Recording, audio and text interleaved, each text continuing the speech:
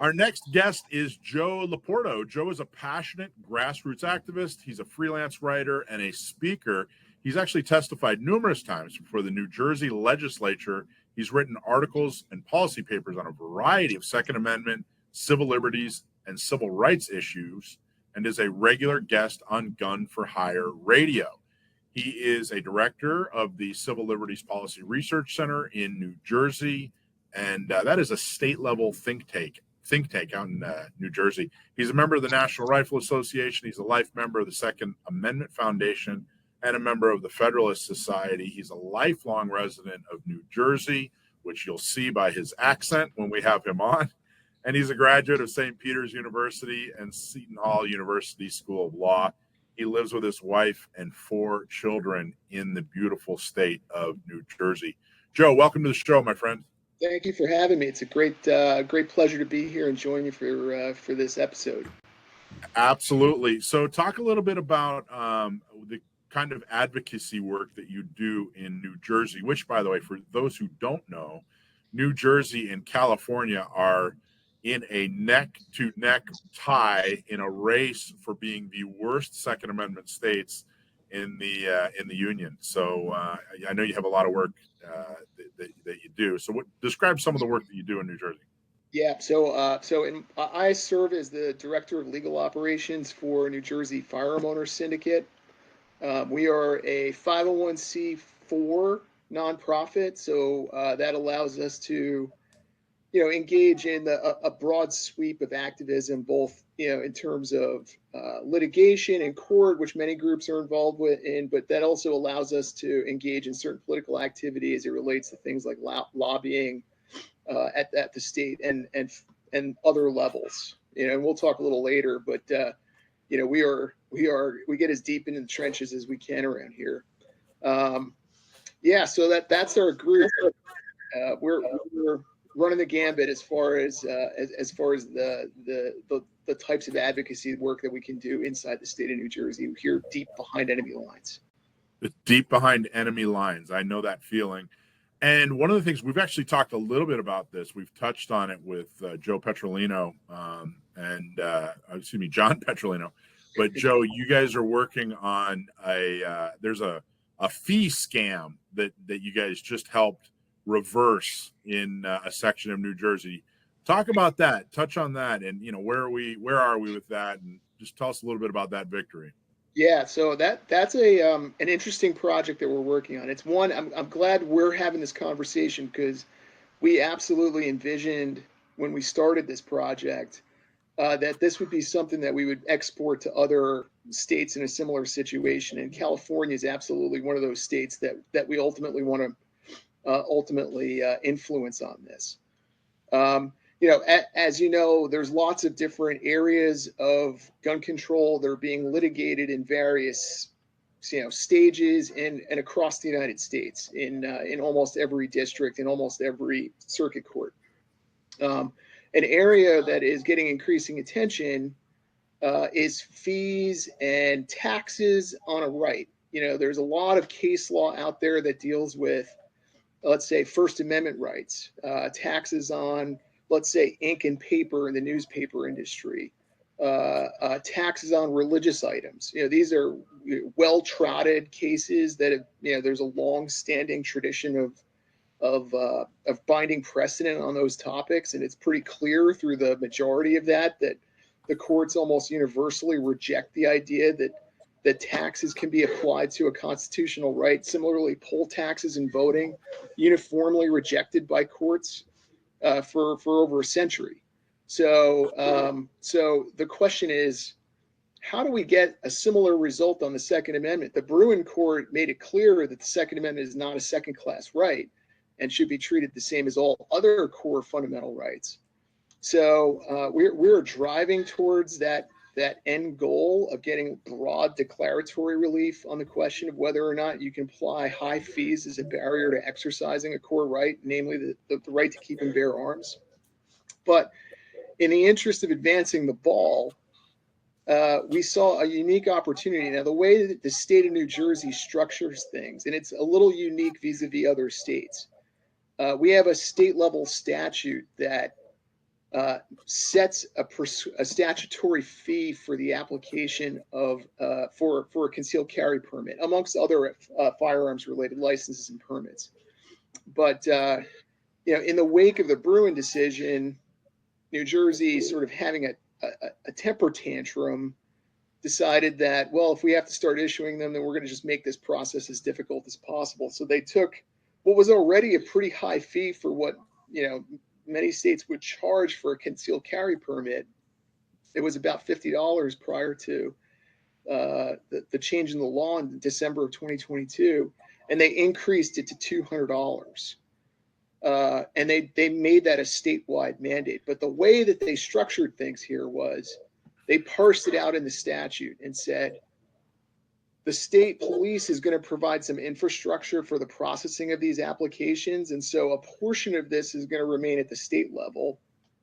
So they allocated $50 of that fee to the state.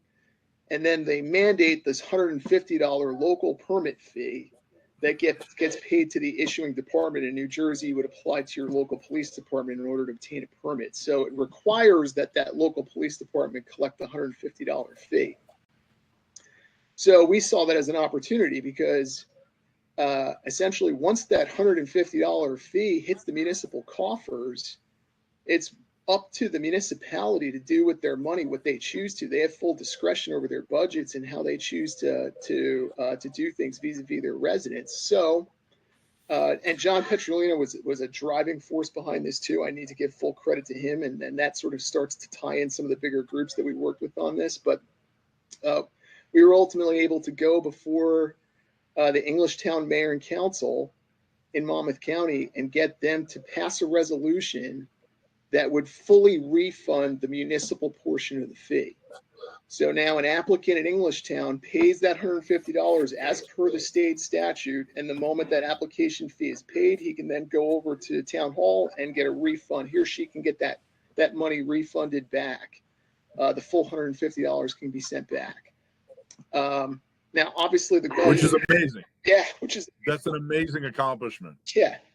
Englishtown is a small town in Monmouth County, but the goal was certainly not to end it there. So, we got that done roughly a little over a month ago in Englishtown, and in the intervening weeks, we've already gotten 3 other towns to pass the same resolution. Now we got 500 plus municipalities in New Jersey, so we know we got a lot of work ahead of us. But as of today, if we just add up what we've done in just 4 municipalities, we've already deleted about $50,000 per year in unconstitutional permitting fees. That's phenomenal. That's really, really amazing. If somebody, I've compared, these high costs to getting a carry permit to poll taxes in the past. Is there an argument to be made that it's hyperbole to compare those two? No, if I'm playing devil's advocate, is there any case to be made that it's not quite the same, or it's not really as severe, or what are your thoughts on that? No, the logic behind that is the same. If we take core constitutional rights and we hide them behind a paywall, essentially, then that produces a disparate outcome, and it discriminates against people on the basis of their ability to pay a fee. And it's pretty clear that it's expressed in the 14th Amendment that everyone is entitled to equal protection under the law. When you have a constitutional right to something, a guaranteed right to something, the government can't hide it behind a cost prohibitive paywall. And this goes all the way back. Chief Justice John Marshall said in 1819 that the power to tax is the power to destroy. So we have a long-standing tradition that these core rights can't be subjected to these things.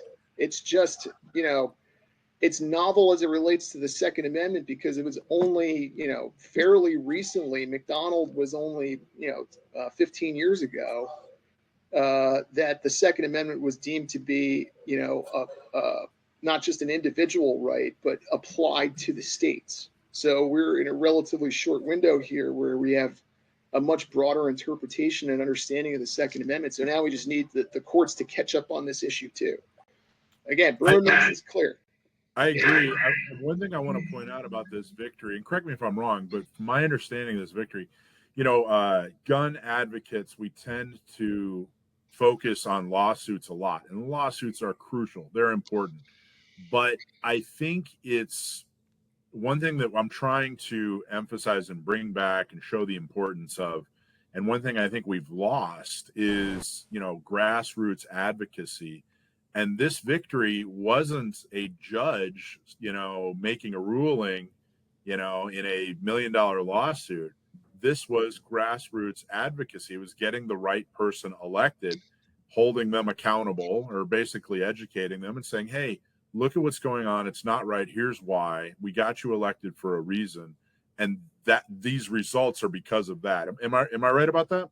Absolutely. I mean, we're not naive. In the long run, in order to get relief for every resident in the state, we're going to ultimately have to go to court on this.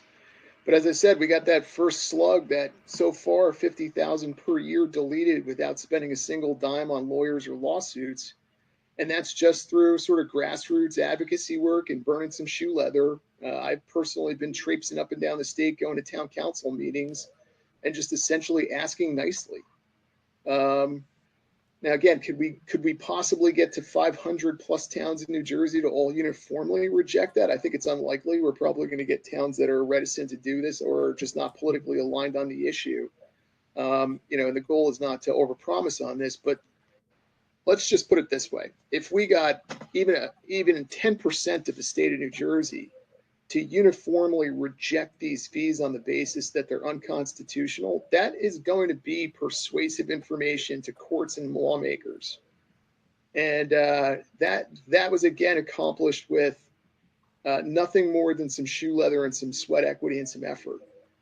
We pulled in big national partners along with this. The NRA has expressly joined our effort. We're signing a joint letter with the NRA along with the Citizens Committee for the Right to Keep and Bear Arms. Alan Gottlieb has taken a deep personal interest in this as well, and it's been a coordinated effort across both our state level group, but with some big resources from our national partners on this. There's a reason why people are interested in this, because this is a way to crack this egg. Phenomenal. Awesome job. Thank you for the update on that, Joe. Hey, thanks for watching Gun Owners Radio. I hope you loved that clip. Don't forget to like, subscribe, comment, and follow us on social media, and check out our website at gunownersradio.com.